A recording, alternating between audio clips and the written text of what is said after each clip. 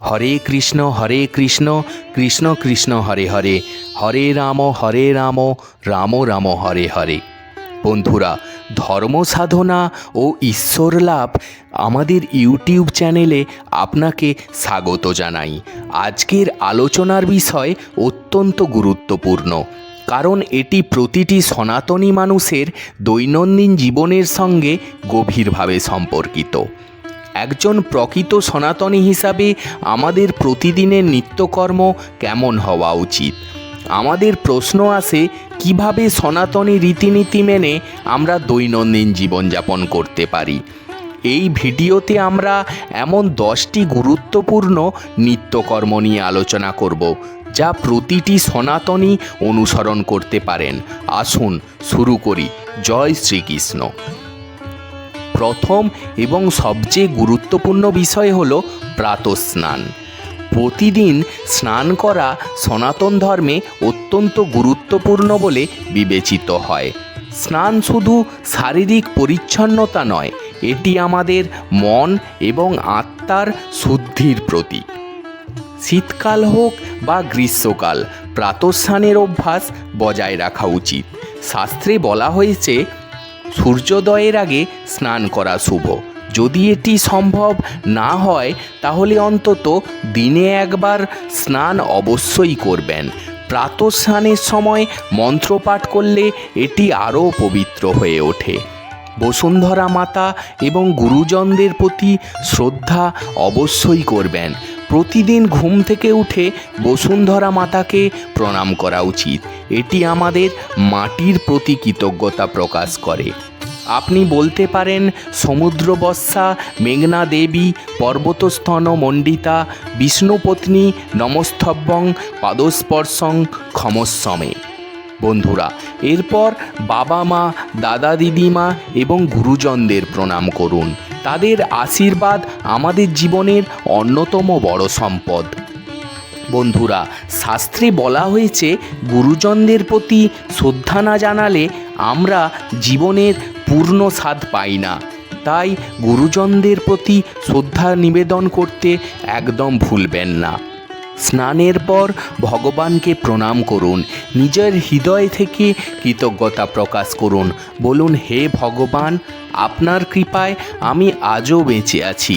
আমি খাবার, জল, অক্সিজেন সব কিছুই পাচ্ছি। আপনিই আমার জীবন ধারণের মূল। আপনাকে প্রণাম জানাই। যাদের পক্ষে সম্ভব তারা প্রতিদিন পূজা আরতি করুন। যদি এটি সম্ভব না হয়, তাহলে ভগবানের চরণে তুলসীপত্র ও পুষ্প অর্পণ করুন। অন্তত একটি তুলসীপত্র হলেও দিন। এটি ভগবানের প্রতি আমাদের ভক্তি ও শ্রদ্ধার প্রতীক। হরিনাম জপ ও শাস্ত্রপাঠ সনাতন ধর্মের এক মূল আঙ্গিক।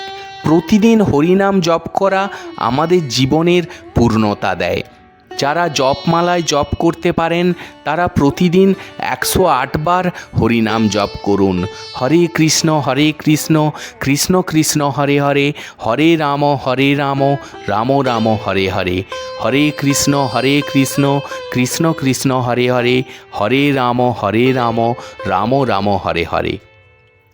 এছাড়া শ্রীমদ্ ভগবদ্ গীতা এবং অন্যান্য শাস্ত্র পাঠ করুন।